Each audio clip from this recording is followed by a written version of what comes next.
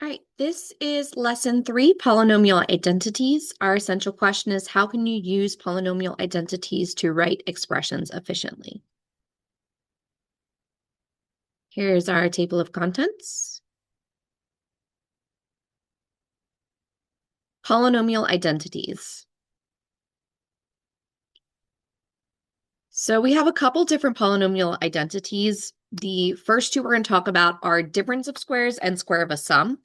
So basically, with difference of squares, I can write a squared minus b squared as a plus b times a minus b. So in the case of 25x squared minus 36y squared, I can recognize that 25x squared is really 5x times 5x, or 5x squared. And 36y squared is 6y times 6y, or 36y squared. Okay, so then I can rewrite finding my a and my b, where a is 5x and b is 6y, as 5x plus 6y and 5x minus 6y. Then I have square of a sum. So a plus b squared can be written as a squared plus 2ab plus b squared. Okay. So in the example of 3x plus 4 squared, 3x is my a, 4 is my b. So I substitute those values in for a and b. So I get 3x squared plus 2 times 3x times 4 plus 4 squared. So 3x squared, remember you have to take that square to both the 3 and the x, each of the values in the parentheses. So 3 times 3, or 3 squared, is 9. So I get 9x squared. 2 times 3 is 6. Times 4 gives me that 24. And 4 squared, or 4 times 4, is 16. So I get a final value of 9x squared plus 24x plus 16. Okay. We also have difference of cubes and the sum of cubes. So I have a cubed minus b cubed, which can be broken down and evaluated using a minus b times a squared plus ab plus b squared. So in the case of 8m cubed minus 27n to the 6th power, I can realize that 8, I can cube root that. So it's 2m to the 3rd power. And 27n to the 6th can be rewritten as 3n squared to the 3rd power. Okay, because 3n squared times 3n squared times 3n squared is going to give me that 27n to the 6th.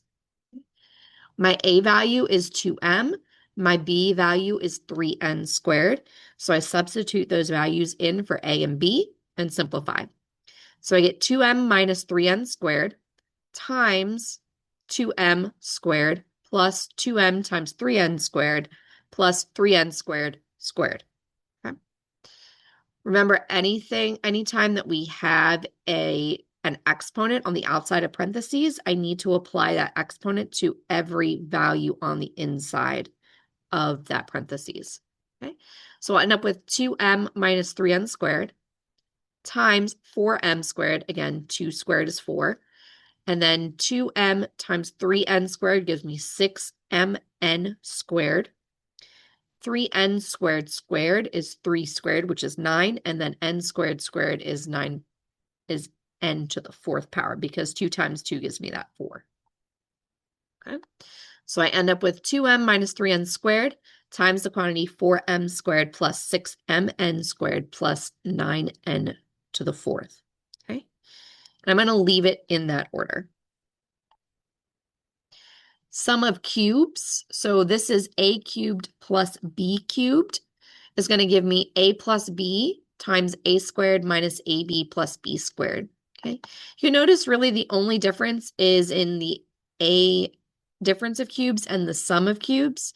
The sign just changes in the a minus b versus the a plus b, and in the a squared plus ab or the a squared minus ab. So if I'm dealing with the same example, 8m cubed plus 27n to the 6th, okay, so instead of a minus, I have a plus. I substitute my values in for a and b, just like I did previously. So I get 2m plus 3n squared times the quantity 4m squared minus 6mn squared plus 9n to the 4th.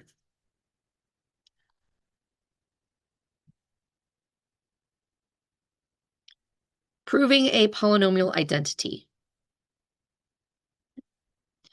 So if we're proving a polynomial identity, say we're going to prove the sum of cubes. Okay. I'm going to start with one side of my equation and I'm going to factor it out. Okay. Or I can start with the other side of the equation and simplify it as much as possible. Okay. So in this case, I'm going to multiply the first term by each term in the second polynomial. So I'm going to multiply a times a squared, a times negative ab, a times b squared. Okay. So a times a squared gives me a cubed. A times ab gives me negative a squared b. And a times b squared gives me ab squared. Okay. I do the same thing with the second term. So b times a squared is going to give me a squared b. B times ab is going to give me negative ab squared. And b times b squared is going to give me b to the third power, or b cubed. From there, I'm going to determine my like terms, right? The a to the third gets to hang out by itself. I have two a squared b's, and I have two ab squareds. Okay, remember, a like term is a term where the variables match with the exponents. So the variables and exponents match. So both of these in the green have an a squared in them and a b. Okay. I rewrite so my like terms are together. Okay, and then I simplify as much as possible. So I'm going to combine my like terms. So I get a to the third plus b to the third. Okay, so we just proved that a to the third plus b to the third does equal a plus b times a squared minus ab plus b squared.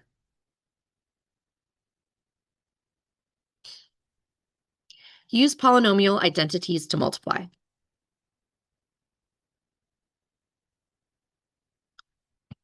So in the case of 3x squared plus 5y cubed times 3x squared minus 5y cubed, I'm using the difference of squares, right? So it said that a squared minus b squared equals a plus b times a minus b. Okay. I have the a plus b, a minus b, right? It's the same number. Okay. That's why I can use the difference of squares. One's addition, one subtraction. Okay. So I substitute my values of a and b, which are 3x squared and 5y cubed, into the formula, right? A squared, which is 3x squared squared, minus my b squared, which is 5y cubed squared. So 3 squared is 9, so I get 9x to the fourth. And 5y cubed gives me 5 squared, which is 25. Y to the third squared is y to the sixth power. Okay. So for 3x squared plus 2y times the quantity 9x to the fourth minus 6y squared y plus 4y squared. Okay. I can determine if I can use any of the polynomial identities and then which one. So in this case, I'm going to use the sum of cubes, right? Because it follows that pattern of this plus a plus b times a squared minus ab plus b squared. This one may be a little harder to see because of the fact that we're not seeing this is my a value, this is my b value right away. We have to do a little bit of computations because that 9x to the fourth, we have to make sure that 3x squared squared does give me that 9x to the fourth. It does. Same with the 6x squared y and the 4y squared. Okay. So now that we know which one we're going to use, we're going to determine our a and b. In this case, a equals 3x squared, b equals 2y, and we're going to substitute those values into my a and b and simplify. Okay. So we know that a plus b times a squared minus ab plus b squared equals a to the third power plus b to the third power. Okay, so 3x squared is my a to the third power. So 3 to the third power is 3 times 3 times 3, which should give me 27 x to the sixth power. And then 2 times 2 times 2 gives me 8, so 8y to the third power. Okay, so 27x to the sixth plus 8 y to the third.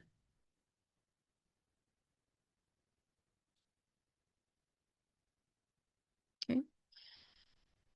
You can also use this for numbers that don't have any variables attached to them or constant numbers.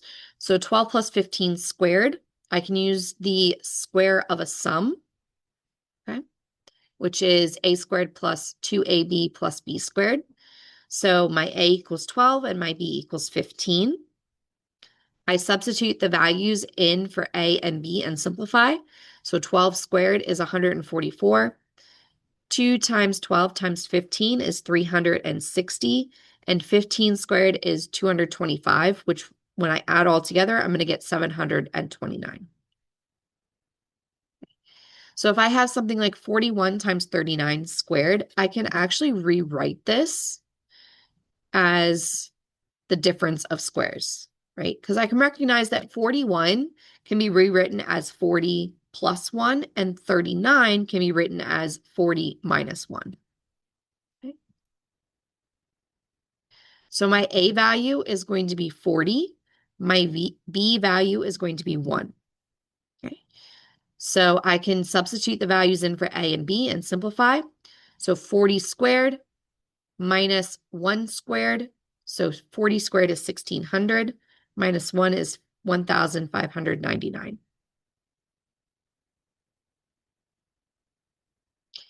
Use polynomial identities to factor and simplify. Okay. So this is the same type of thing that we just did when we were multiplying. The only difference is we're just going the other way. Okay. So if I have 9n to the fourth minus 25n to the sixth, I can use the difference of squares. A squared minus b squared equals a plus b times a minus b. I have to determine what my a is and what my b is. So 9m to the fourth equals 3m squared, and 25n to the sixth equals 5n cubed squared, right? I determine the values for a and b. So in this case, 3m squared equals a and 5n to the third equals b. And then I substitute those values in for a and b. So I get 3m squared plus 5n cubed times 3m squared minus 5n cubed. Okay. I'm not trying to simplify it any further. I really just wanted to factor it out. Okay. So if I have x to the third minus 216, I can determine that I can use the difference of cubes because both x to the third and 216 are perfect cubes. I can rewrite them as perfect cubes. So x to the third is really x to the third power, and 216 is 6 to the third power. Okay. My value for a is x, and my value for b is 6. So I substitute those values in. X plus 6 times x squared plus x times 6, which is 6x, and then 6 squared is 36. Okay. I can do the same thing with numbers. So 11 to the third power plus 5 to the third power. I determine if I can use any of the polynomial identities and then which ones I can use. Okay. In this case, I'm going to use the sum of cubes, right? Because 11 to the third power plus 5 to the third power, it sets me up really simply for my a value and my b value. Okay. My value for a is 11. My value for b is 5. I substitute those values in to my equation and I simplify. Okay.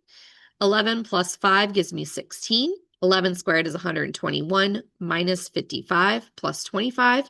So I get 16 times 91, or 1,456. For 27x to the ninth minus 343y to the sixth, again, I can determine which polynomials I want to use. In this case, I want to use the difference of cubes.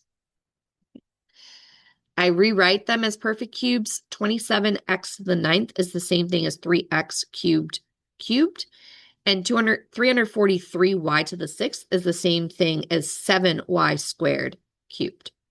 So my value for a is 3x to the third, and my value for b is 7y squared. I substitute those values in. So I get 3x to the third plus 7y squared times the quantity 3x cubed squared plus 3x to the third times 7y squared plus 7y squared squared. Okay. When I simplify that all out, I get 3x to the third plus 7y squared times 9x to the sixth, 21x to the third y squared, and 49y to the fourth. Expand a power of a binomial.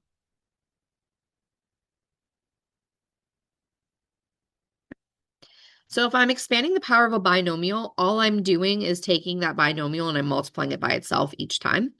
So I have x plus y times x plus y times x plus y is what's going to give me x plus y cubed. But x plus y times x plus y squared, I know x plus y squared is the sum of squares, right? So I can rewrite x plus y squared as x squared plus 2xy plus y squared. You don't have to utilize that. You can multiply it out. It's going to give you the same answer. Okay. So if I'm multiplying x plus y times x plus y squared, I'm going to multiply each of my terms in my second equation by each term in my first. So x squared, I'm multiplying by x and y. 2xy, I'm multiplying by x and y. And y squared, I'm multiplying by x and y. Okay. You can use the lobster claw method. You can use any method that you like in order to do this. When I do this, I get x to the third plus x squared y plus 2x squared y plus 2xy squared plus xy squared plus y to the third. I combine my like terms, so I get x to the third plus 3x squared y plus 3xy squared plus y to the third. If I want to take that one step further and multiply x plus y to the fourth power, I'm going to take what I just found and multiply it by x plus y. Okay. So again, I'm multiplying by each of my terms in my second polynomial by each of the terms in my first polynomial. So I'm multiplying by each one by x and each one by y. That gives me x to the fourth plus x cubed y plus 3x to the third y plus 3x squared y squared plus 3x squared y squared plus 3xy cubed plus xy cubed plus y to the fourth. Okay. That simplifies to x to the fourth plus 4x to the third y plus 6x squared y squared plus 4xy to the third plus y to the fourth. Okay. Something you can notice here is the fact that if I look at my x values, their exponents are decreasing each term I go down. So I start with x to the fourth, which is the degree that I'm raising this binomial to. Then I go x to the third, x squared, x, no x, right? My y's are going the opposite direction. I start with no y, then I have y, y squared, y to the third, y to the fourth. Okay. My numbers are also changing too. I have 1, 4, 6, 4, 1. Okay. In my previous example, I had 1, 3, 3, 1. So this is actually an idea called Pascal's triangle. Okay. So the coefficients are produced by adding the coefficients of x plus y to the n minus first, okay, producing what we know as Pascal's triangle. Okay. And basically what this is doing is in every Pascal's triangle, you start with 1 at the top. Okay. The second row is always 1, 1, so 1x plus 1y. The third row, I'm starting to add these diagonals together. So I'm going to add 0 plus 1 gives me the 1. 1 plus 1 gives me 2. 1 plus 0 gives me 1. Okay. 1 plus 2 gives me that 3. 2 plus 1 gives me the 3. For the next row, I have 1 plus 3 gives me 4. 3 plus 3 is 6. 3 plus 1 gives me 4. It's going to follow this exact same pattern. The x values are going to decrease as you continue along the pattern. The y values are going to increase. So they all have x and y in them. But again, I start with my highest exponent for x and I decrease. And I start with my lowest value for y and I increase. So if I wanted to expand x plus y to the fifth power, I'm going to pick which row of Pascal's triangle that I want to use. In this case, 1, 5, 10, 10, 5, 1, because that's my fifth row in Pascal's triangle.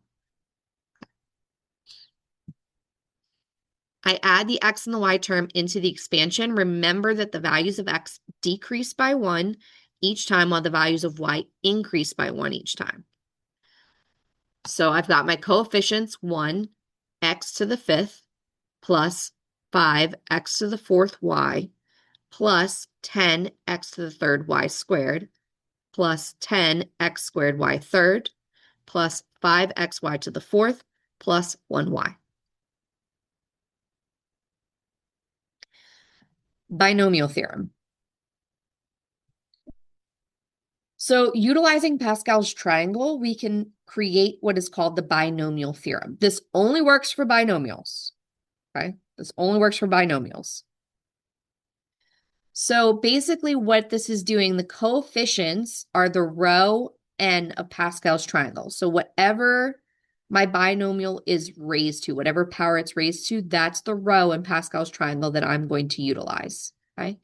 The powers of A, again, are decreasing, while the powers of B are increasing, and that the sum of A and B in each term is always n. Okay, so the original A and B is always n, the original powers.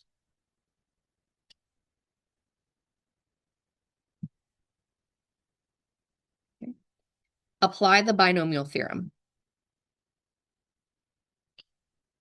So if I'm applying the binomial theorem to something like x minus 3 to the fourth power, I'm going to use the binomial theorem to write the expansion when n equals 4, right? So I have c to the 0, a to the fourth, plus c sub 1, a to the third b, plus c sub 2, a squared, b squared, plus c sub 3, ab to the third, plus c sub 4, b to the fourth power.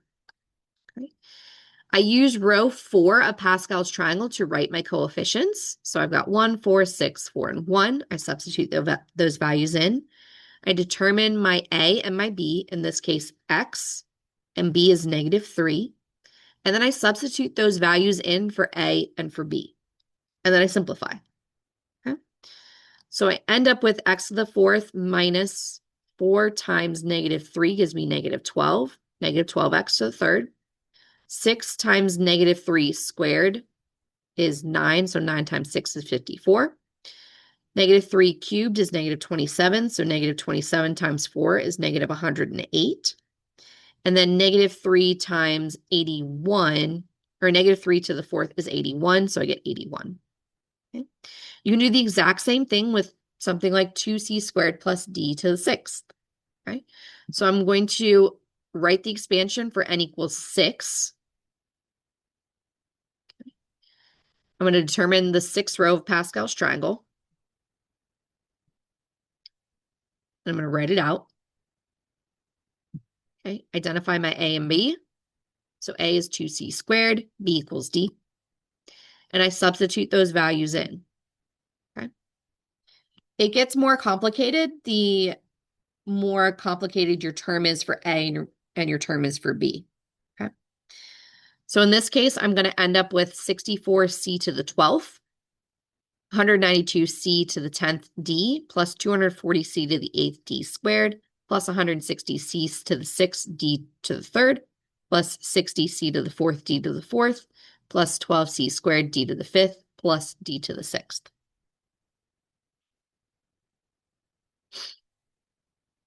Summary. So in conclusion, I can utilize all of these things: the square of a sum, the difference of squares, the sum of cubes, the difference of cubes, the binomial theorem, and Pascal's triangle in order to solve and factor binomials and polynomials. And that is the end of lesson 3.